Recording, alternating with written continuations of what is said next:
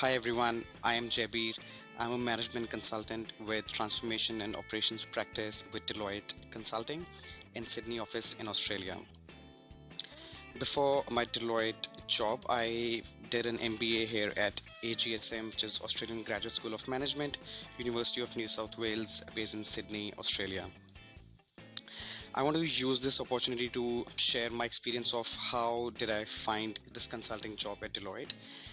I also want to share my experience of what was the process like, how did this happen, and what were the highs and lows of it. At peak of my job search, I was meeting at least 3 to 4 people every week, having coffees with them, trying to understand what the process is like, and trying to get information.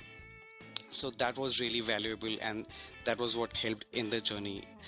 And during the whole application process, as you would imagine, it is absolutely not easy for an international student to come to Australia, find the job, and find the job that you really want to do.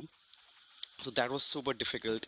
But again, that's where these anecdotes and these coffee catch ups with a lot of people in my network helped. At one point, as I remember, I had applied for almost 50 plus jobs, and as people would tell you, or they may not tell you, is 80 to 90% of those applications just end up in rejections, and they do not even make the first cut to recruiters. So I think throughout the interview we'll uncover a lot of these things of how do you even get through the first gate, and we'll also discover a lot about how do you make the final cut of having that offer in your inbox. A lot of study has been done, and it is a very well known process for how to get into management consulting. There is a certain process that you follow. Specifically for me, I'll just go through the steps real quickly, and then we'll go into details. The first step was getting your resume through the door after recruiter sees it and arranges for an interview. Now this step, believe it or not, is the most difficult step of having your resume at least in front of a human person who reads it and then decides whether or not this candidate should go ahead.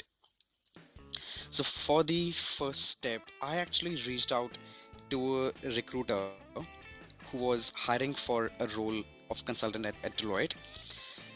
Now, I found that person because there was a particular name given that this person is hiring for this role. Traditionally or generally, people would just apply for the role on the website and then hope for the best. Since I was really interested in this role, I found out that person on LinkedIn. I had a LinkedIn premium during that time, and please know that that was free version as I was still student then. And so I found out that person on LinkedIn. I wrote him a message with an elevator pitch about myself, about why I'm a good fit for this role, and what was expectation next. I literally wrote, "Hi, I'm Jabir. I'm an MBA student here at AGSM. I'm president of Social Impact Club, and I spent 4 to 5 months on exchange at NYU Stern School of Business in New York." My message after that was, I came across this role on Deloitte website, which is in this branch of consulting and for consultant role. I believe I'm a really good fit for this role because of my experience, because of my education, and because of what I bring to the table. Could I please request a coffee catch up with you? Or if you're busy, could you please have a look at my resume for feedback? To my surprise and delight, he did reply back saying, "Oh, I'm not in the same city, just send me your resume." So once I sent a resume to him, he looked at it or discussed with his internal team, and I followed up after like 3 weeks or something, and then we went ahead from there. So this is the most crucial element, because if you just apply through websites, or a lot of times the machines that read your resume or people who read your resume don't really understand who you are. But my introduction or message to him really showed him that I was keen on this role, I was probably fit for this role, and if I was enthusiastic enough or zealous enough, probably I could bring more energy to the role. Now that's detail in first step. Second step was my first round interview with a manager or senior manager in my role. In that interview, now as you would understand, for consulting industry, it's a very well known pattern that each of your interview, 2 to 3 interviews, first half or first 70 to 80% of your interview will be case interview where you solve a business case, and last 20 to 30% will be your behavioral interview. So they get to know you, who you are and who you are as a person, what do you do in your personal time, and then also can you solve business cases. So this is a generic understanding. Also, please note, intuitively, your interviewer is looking at you and thinking, can I put this guy in front of my client and can he or she drive a particular meeting, or can they even speak to the client? Are they confident enough? Do they know what they are speaking, what they're talking about? Or do they just say things and then think about it later? So they are thinking through all these things. Now, coming to my first round interviewer. Now, with my manager, my first 30 to 40% of time we went into, he looked at my resume, we talked about my experience.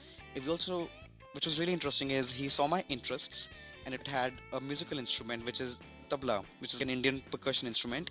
He asked me about it and then he Googled images of tabla in front of me. And then he was really curious to understand what is it. So that brought out real me, my real energy. And then once we ease into interview, we then went into case. Now, during my personal time, I used that opportunity to show that I had worked for this role because I mentioned all the people from Deloitte that I knew. Not all the people, I mentioned 2 to 3 people that from Deloitte that I knew who had spoken with before applying for this role. So I said, oh yeah, I had a good chat with, for example, Rob. I had a good chat with Rob about this role. He said this is this about Deloitte, and I had a good chat with Katie about this role, so that they know that, oh, you know people in the team, you are curious about the company and all those things. And then we went into the case interview. Now, just a little bit about case interviews. If you have not come across them, they are essentially business problems which are given to you, and the interviewer wants to know how you think about those problems.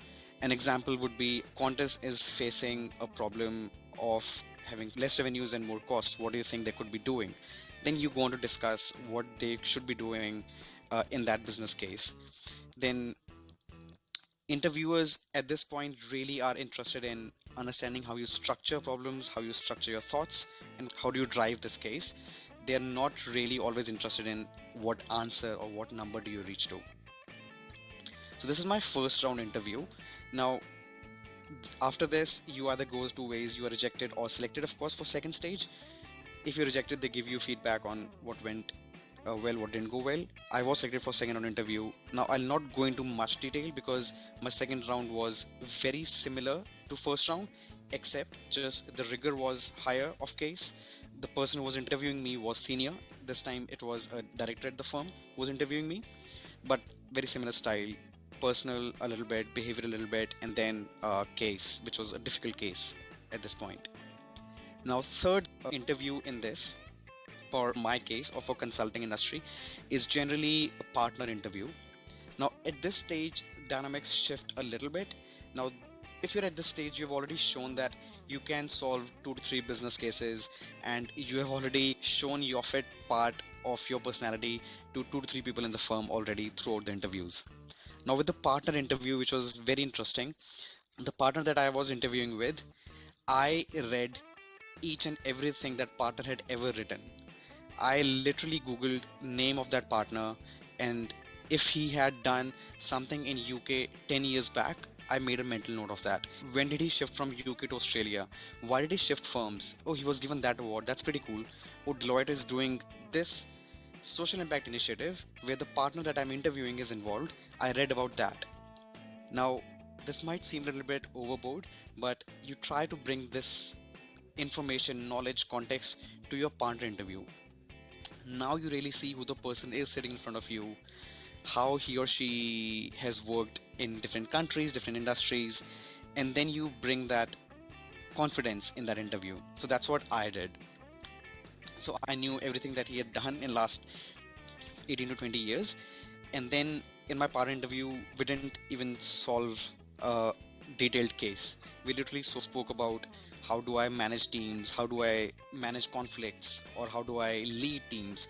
It felt a bit interviewing 101, but very personal, very real stories, because they can literally see if you are lying or if you're making things up. So if you don't know something, just Share that, hey, I have not come across this situation. However, if I were to come across this situation, I would do this. So that's what it shows, what's your actual thought process like. And so that was my partner interview, and that was the last stage in this process. And then you get the result of whether or not you made it through. And that's, in most cases, partner calls you and shares the news if you have made it through. Otherwise, recruiter generally calls you and shares the feedback which they receive from partners. So I think this is each step. I would just like to take another last few seconds or minutes to cover what are the broader buckets. Number one, be confident throughout the process, because they do want to see confident people. However, don't be arrogant, because you will be working with clients every day, and they would not want to see someone coming to their offices telling them how to do their business, which they have been doing for centuries or years. So be confident but not arrogant. Second, be very honest and be who you are. If you do not know something, share that. Hey, I don't think I've done it. However, I can do it in this way, or these are my thoughts. What do you think? So be really natural and be very well prepared. For case interviews, there's well written and well researched books, videos, courses about it. For whoever you're interviewing with, try to know them about what they've done, who are they. Try to get that information. So be very prepared. So I think these are my thoughts on how the application process was. So the one thing that I think a lot of applicants get wrong or do less of is networking. Now, this is a big term that we need to explore further. By networking, I mean going to people or talking to people, reaching out to people, and interviewing them to understand the role, the market, and everything. Let us just quickly break this down further. How I tried to network with people was I would go on LinkedIn on the desktop version, and this is difficult to do on mobile version. Real small tip, but this works exponentially better. Go to desktop version of LinkedIn. Try to fit your filters in of companies that you're interested in, schools they've gone to, and I would see the list of people. I would reach out to them with a cold message of, "Hi, this is who I am. This is what I'm looking for, and this is ask from you. Can I get a 20 to 25-minute coffee catch up with time and place of your convenience? Cheers, thanks."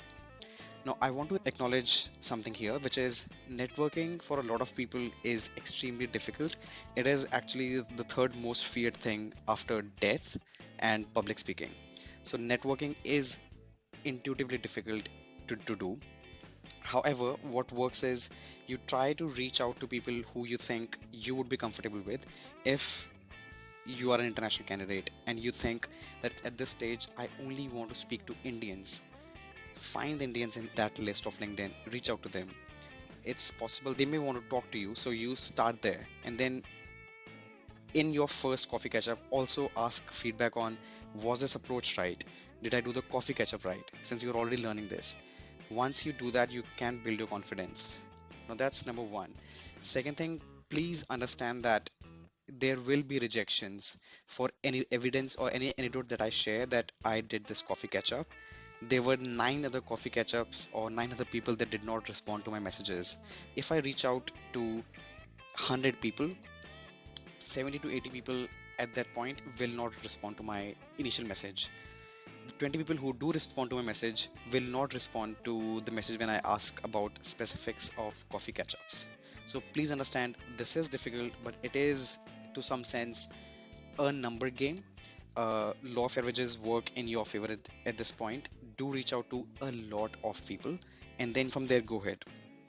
When you reach out to them, please again tailor your messages and reach with specific actions. So I think one thing, if I were to give for applicants to improve, that would be networking.